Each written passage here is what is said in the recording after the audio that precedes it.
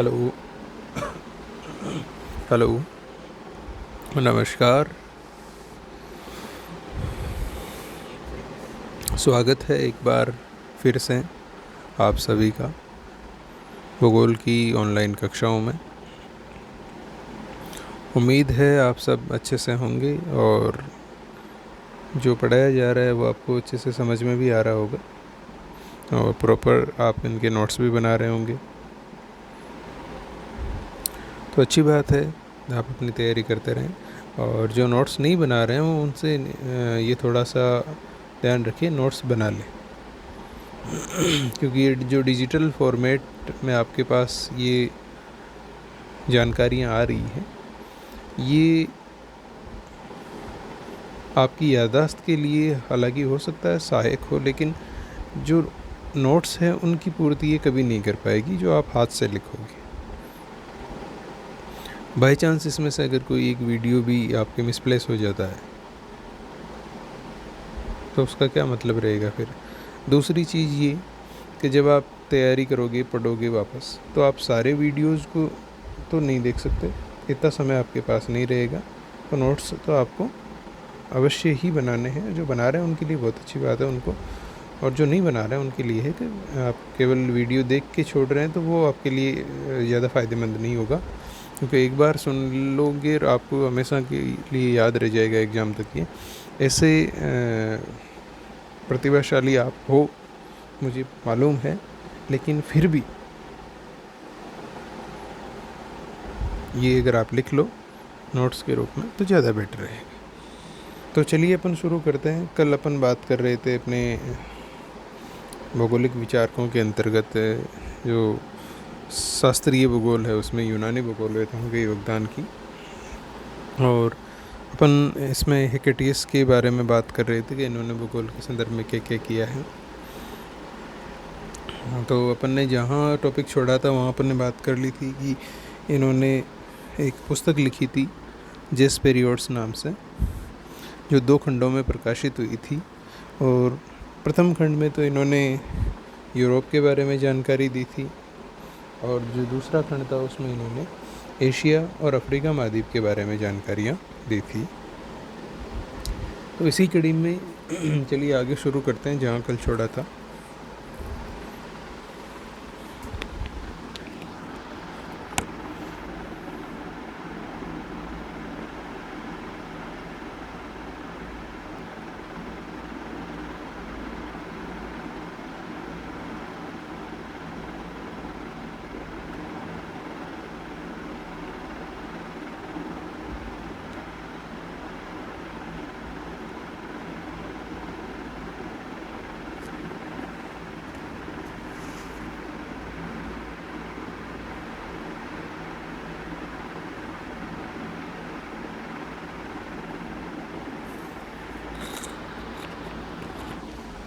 तो कल अपन ने ये यहाँ तक पढ़ लिया था कि इन्होंने जो भूगोल के संदर्भ में जानकारी दी थी उसमें इन्होंने जो एशिया महाद्वीप है इसके बारे में भी इनको काफ़ी ज्ञान था। और एशिया में इन्होंने एशिया के अंतर्गत इन्होंने जो ईरान और भारत का जो क्षेत्र है इनके बारे में इन्होंने विशेष रूप से जानकारियाँ दी थी। और यहाँ की जो नदियाँ हैं, जो जनजातियाँ हैं, उनके बारे में इन्होंने विशेष रूप से बताया था। तो आज इसी कड़ी में अपन आगे और बात करते हैं।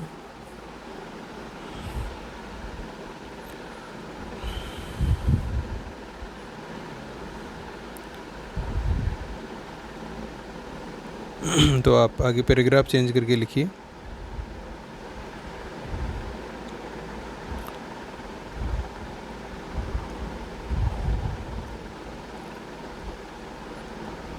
हेकेटियस ने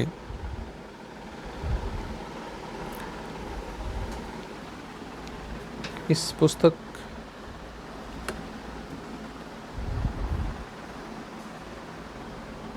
जेस पेरियोड्स में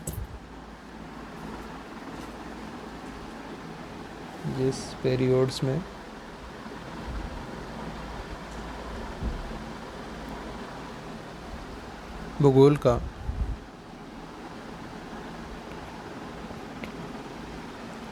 वर्णन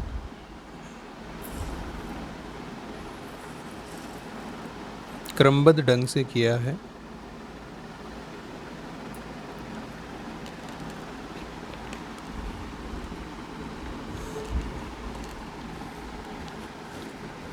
और इसी के आधार पर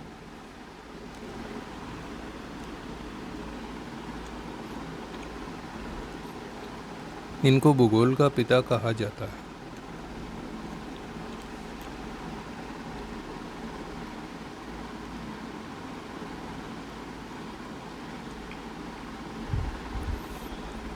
अगली लाइन से लिखो। हेकेटियस ने पृथ्वी को वृत्ताकार और तस्तरी नुमा बताया।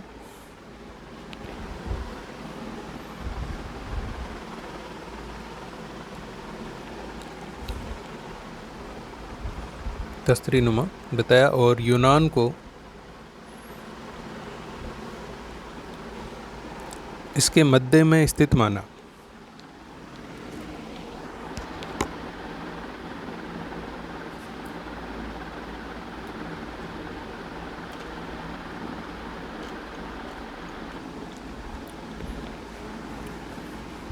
तथा इन्होंने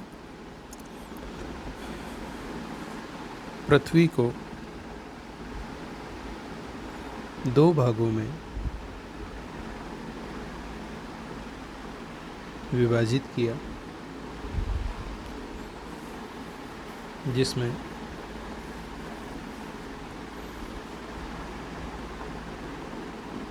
उत्तरी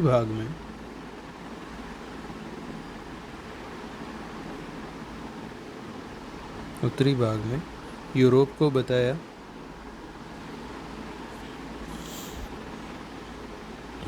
जिसको इन्होंने सबसे बड़ा महाद्वीप बताया, और इसको ज्ञात विश्व के लगभग आधे भाग पर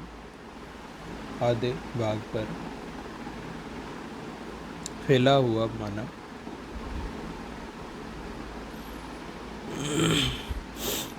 और दक्षिणी भाग पर इन्होंने अफ्रीका और एशिया को बताया।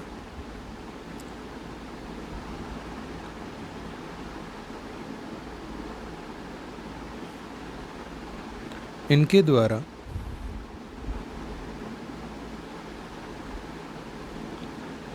विश्व का जो मानचित्र बनाया गया,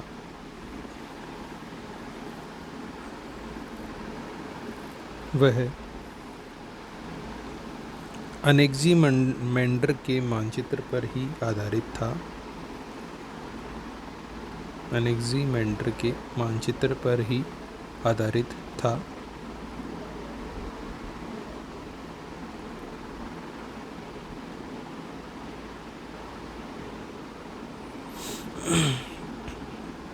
इन्होंने मिलेट्स का भी मानचित्र बनाया।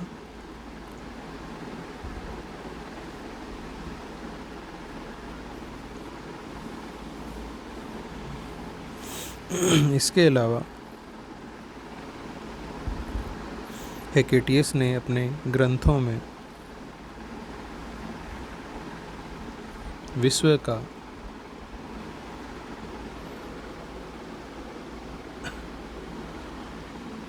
सामान्य सर्वेक्षण भी प्रस्तुत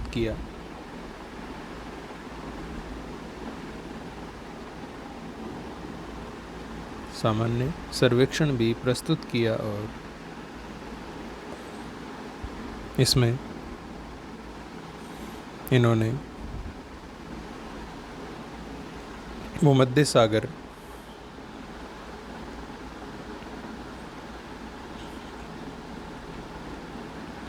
एजियन सागर तथा निकटवर्ती स्थानों का भी वर्णन प्रस्तुत किया।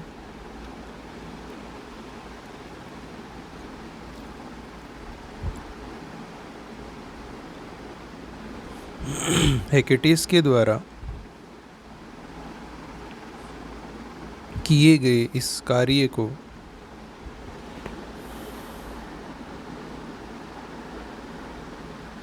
पेरिप्लस या तटीय सर्वेक्षण कहा जाता है। तटीय सर्वेक्षण कहा जाता है।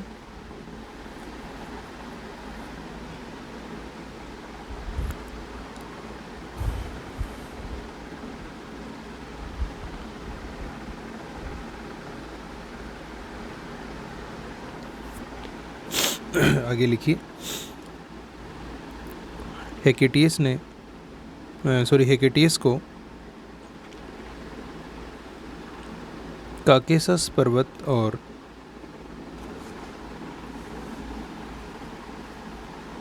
एशिया माइनर के बारे में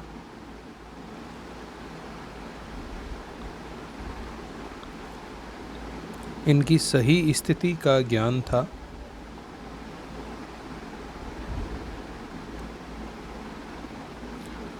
तथा इन्होंने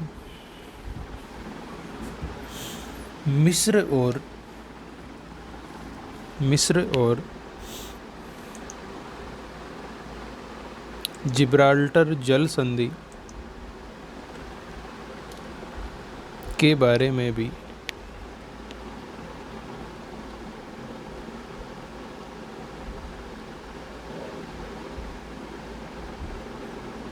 दुनिया को बताया।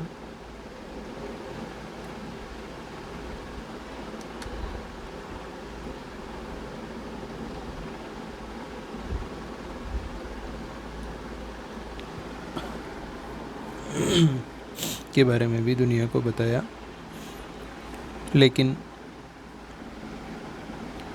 हेकेटियस को अफ्रीका के बारे में ज़्यादा जानकारी नहीं थी।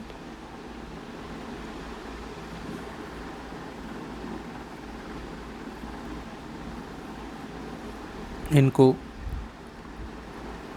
पर्यावरण तथा समाज के बारे में भी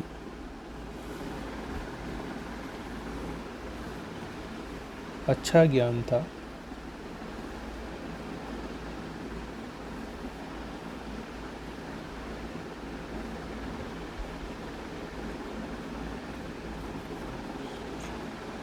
अच्छा ज्ञान था। हेकेटियस ने नील नदी को भी दक्षिण से उत्तर की ओर बहते हुए बताया,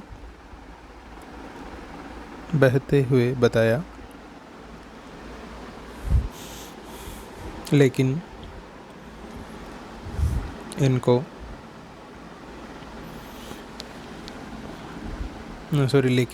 इसका उद्गम इन्होंने दक्षिण में स्थित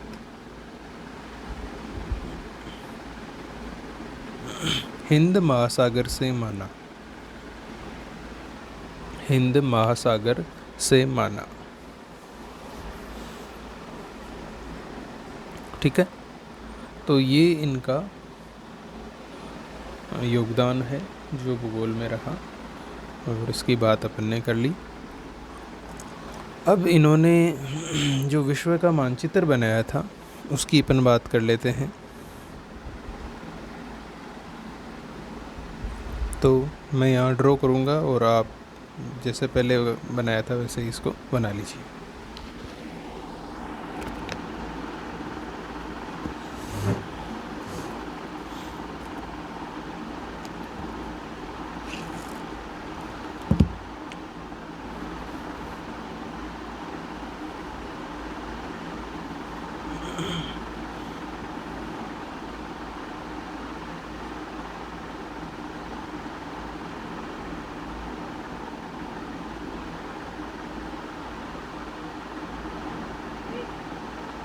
देखिए, ये बाहर एक बाउंड्री आपको बनानी है जिसमें इसने गिरा हुआ माना है, तस्तरी नुमा माना है, तो अपन को गोल बनाना होगा, ठीक है।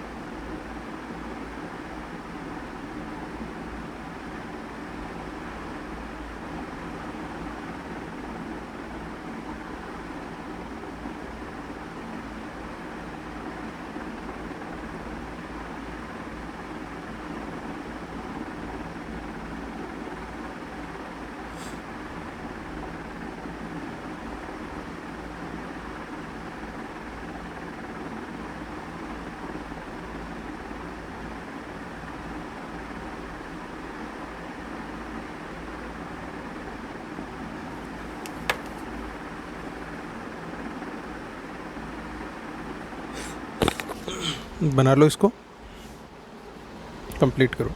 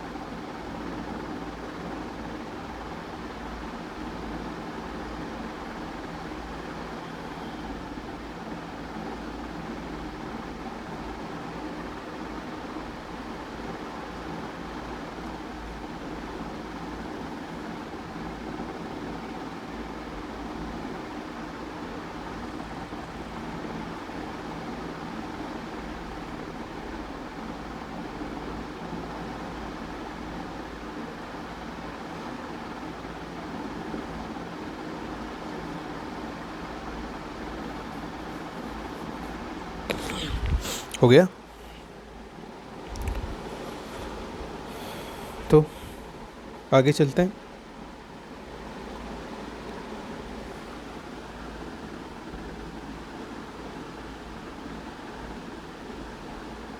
मिटा रहा हूँ मैं इसको। अगर किसी की कुछ इसमें फिर भी अभी भी रह गया हो तो वीडियो को आप पॉज करके देख लीजिएगा।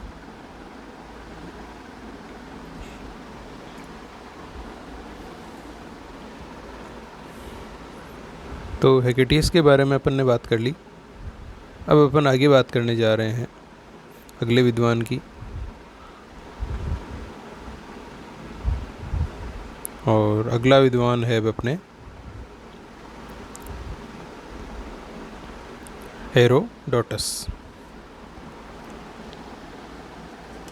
हेडिंग लगाइए।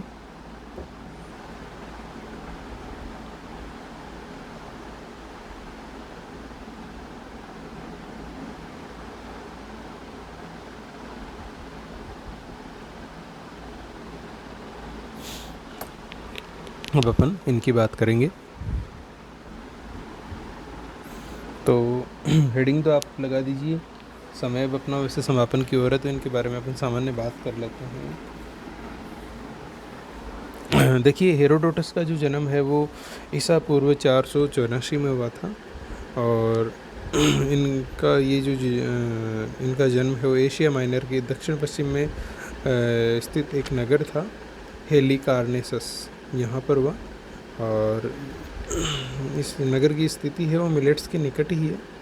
तो हेरोडोटस की अगर अपन बात करें तो इनका जो जन्म हुआ था वो एक धनी और कुलीन, या अपन ये कह सकते हैं कि अच्छे परिवार में हुआ था, जिसके कारण इनको वहाँ के समाज में भी अच्छा नागरिक समझा जाता था, अच्छा नागरिक माना जाता था। और इनके जो परिवार में जो चाचा थे वो क्रांतिकारी विचारों के थे, तो ये उनसे काफ़ी प्रभावित भी थे। और इनके जो विचार थे, क्रांतिकारी विचार, इनके कारण इनको तत्कालीन समय का जो फारस साम्राज्य था उनसे इनकी अनबन रही, और अनबन रहे इस प्रकार की बड़ी कि इनको वहाँ अंततः अपनी जन्मभूमि है वो छोड़नी पड़ी थी, क्योंकि इनकी जो क्रांतिकारी विचार थे उनकी वजह से इनके शासकीय जो लोग हैं उनसे इनके विचार है वो नहीं मिल पाए थे, और जन्मभूमि छोड़नी पड़ी। तो इनका जो जीवन है वो भ्रमणों में और अन्वेषणों में गुजरा फिर, और इन्होंने भूगोल के संदर्भ में अनेक रिसर्च की। अब क्या क्या रिसर्च की उनकी बात अब अपन कल करेंगे, अपन केवल सामान्य जानकारी ले रहे थे यहाँ पे।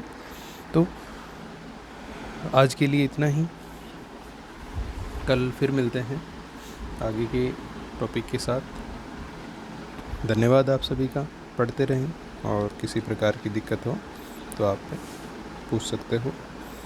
बाकी ये टॉपिक ऐसे हैं कि इनमें आपको, मेरे को नहीं लगता कि कहीं दिक्कत आएगी, और जहाँ मुझे लग रहा है दिक्कत आ सकती है वो चीज़ें मैं पहले ही क्लियर कर रहा हूँ। तो आप पढ़ते रहें, रिवाइज़ करते रहें इसको, और एक दिन अपन देखेंगे कि जो अपन ने पीछे पढ़ा है उसकी भी हो सकता है, कोशिश करेंगे कि अपन उसका पूरे का एक बार रिवाइज़ भी कर लें, तो जैसे भी ठीक रहेगा। अब यहाँ अपन टेस्ट वगैरह तो इस पर ले नहीं सकते, नहीं तो और अच्छा हो जाता कि आपके भी फ़ायदा हो जाता। और अगर इस संदर्भ में आपके कोई सुझाव हो तो आप बता सकते हो। बाकी कल फिर मिलते हैं। हालांकि टेस्ट लिया तो जा सकता है, कोई दिक्कत नहीं है। टेलीग्राम पे आपके छोटे सवाल हैं उनका ऑब्जेक्टिव टाइप लिया जा सकता है, लेकिन थोड़ा सा थ्योरेटिकल टाइप रहे तो ज़्यादा बेटर रहे।